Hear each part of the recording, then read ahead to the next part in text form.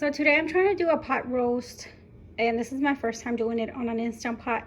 I got this meat, it's called Chuck Pot Roast, and I have my Instant Pot on saute. It's ready to go. I'm gonna put a little bit of oil on it, but before I do that, I'm gonna cut this maybe in half or 4 parts, however many parts I may need to fit it in there. And then I'm gonna put salt, onion powder, garlic powder, and black pepper on both sides, and then I'm gonna start browning it in here in the Instant Pot. So let me get that started.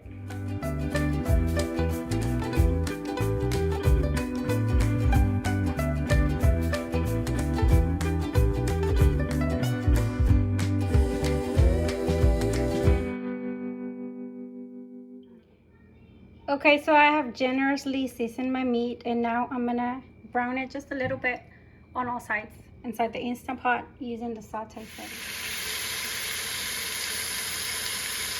So here it's searing on one side, and I'm gonna flip it over in about 3 to 4 minutes. Whenever I see that it's a nice brown color, and we're gonna do it to all the sides.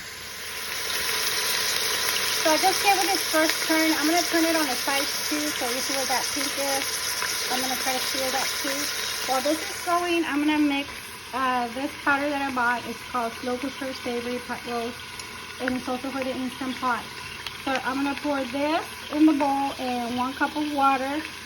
I'm gonna add a dash of this Maggi, jugo de Maggi sauce, and also a little dash of the Worcestershire, I can't even say Worcestershire sauce.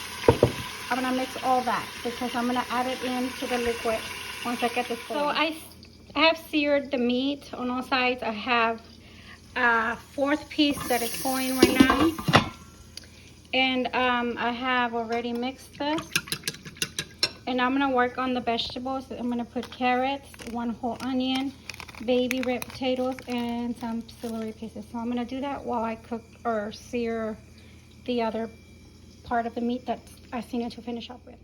Okay, so I have seared or browned all the sides of the meat. It's not fully cooked, it's just to give it more flavor. And I've cut all the vegetables, well, not the potatoes. The baby red potatoes are whole, and the carrots are whole, but I cut the celery and then the onion in half.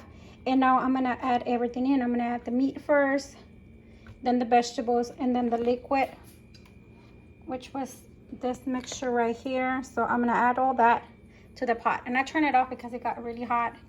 So I'm gonna add everything in, and then I'm gonna tell you what setting you're gonna put on. By the way, I got this Instant Pot at Walmart. It's the Instant Pot. It's the Pioneer Woman Edition. I got it about a year, maybe a year and a half ago at Walmart. I think it was like $70 or $80 at the time. So let me do that, and then I'll come back on once I got everything inside the pot.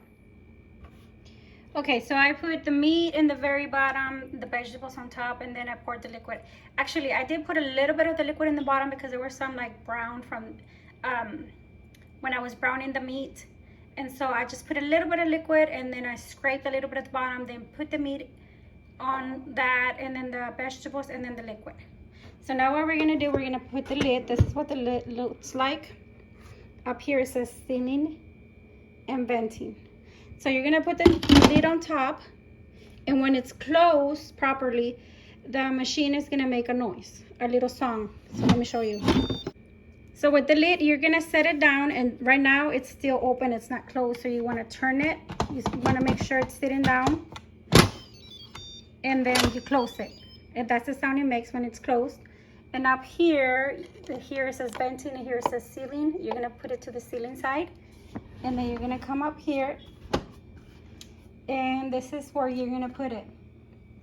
You're gonna choose the meat stew, and you're gonna put it for 60 minutes.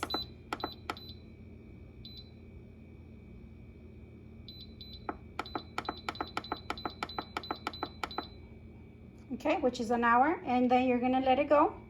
It's a meat stew for 1 hour. The first thing that it's gonna do is gonna build up the pressure. So it's gonna take a couple minutes for it to build up the pressure, and then it's gonna start the 60-minute countdown. So it takes about, I don't know, 10 to 20 minutes for it to build up the pressure, and then the countdown begins. we're gonna let it go for the 60 minutes, and then when it's done, I'm gonna leave it on for like 10 minutes.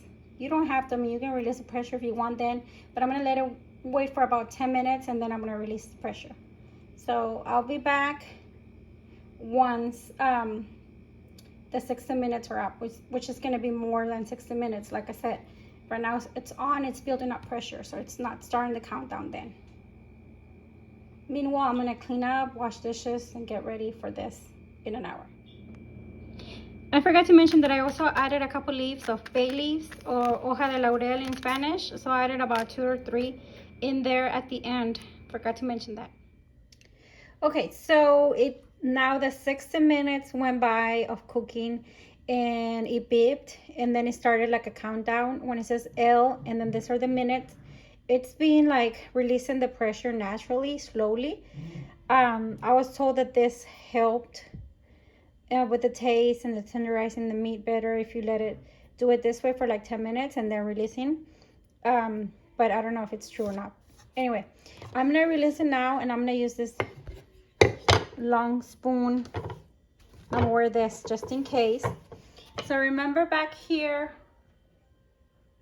we're gonna move this plastic from up there to down here where it says, I think it says vent. I can't see. Yeah, the venting.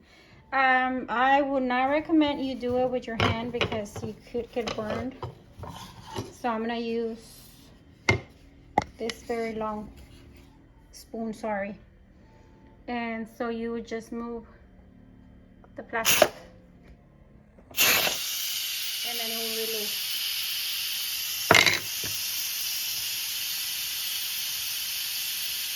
Okay, so now it's venting, and I'm gonna let it vent, and then it'll be, once it stops making that noise and this starts coming out, I don't know if you can see it. It's very hot, don't get close to it. Once it's finished, then you can open it. So it's probably gonna take a few minutes. I'll come back when it's done doing that noise. Okay, so now it's stopped venting. As you can see, we're at the 14 minutes since it stopped. So it took about 3 to 4 minutes to it fully vent. And now we're gonna open it. Whenever you open it, it makes that sound and it'll tell you the lid is not closed. So we'll open it. And we're gonna take a peek inside. And this is how it looks. The potatoes are definitely done. I can stick a fork in them. And the meat is in the very bottom. And yep, look at that. So it's ready to go. There's a bay leaf I was telling you about. And so what I'm gonna do now, I'm gonna put the glass lid back on until we're ready to serve. And this one, you can either leave it like this, or you can turn it off, or you can just put it in a slow cook, or just keep warm. I'm gonna cancel all this, and I'm just gonna put keep warm. And I'm gonna leave it there because I'm gonna do a salad, and then I'm gonna serve it. I'll see you once I'm ready, or once everything's plated. Okay, so here's the final result. It's all plated. This is the pot roast with the vegetables, the potato, the onions, the carrots, the celery, the meat, it's really tender, and the salad. This salad I got at H-E-B. Let me show you. It's a Caesar salad kit, and it has the lettuce, the Caesar dressing, and the croutons. And I get it at H-E-B. It's already pre-washed. I always still wash it because I don't like that smell when I open the bag. So I wash it, and I have those salad spinners to take out as much liquid as possible, and then I just mix it up, and then I just mix it up here, and then it's ready to go. So the Instant Pot makes it go quicker. So if you do this in the oven, for the piece of meat that I used, it probably would have been 3 to 4 hours. I mean, depends on how much meat you put. the bigger the piece of meat, the longer it will have to be in the oven. So for me, it took me about an hour and a half or so to get it. And I mean, I didn't have to sit there and babysit it.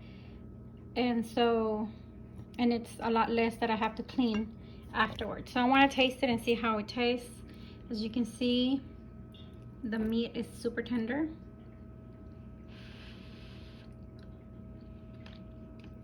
And it's really good. It's really good. If you would like to see me try any other Instant Pot recipes, leave me a message so I can look into it. I also use the Instant Pot to do pinto beans, so if you're interested in that, let me know. Thank you. Bye-bye.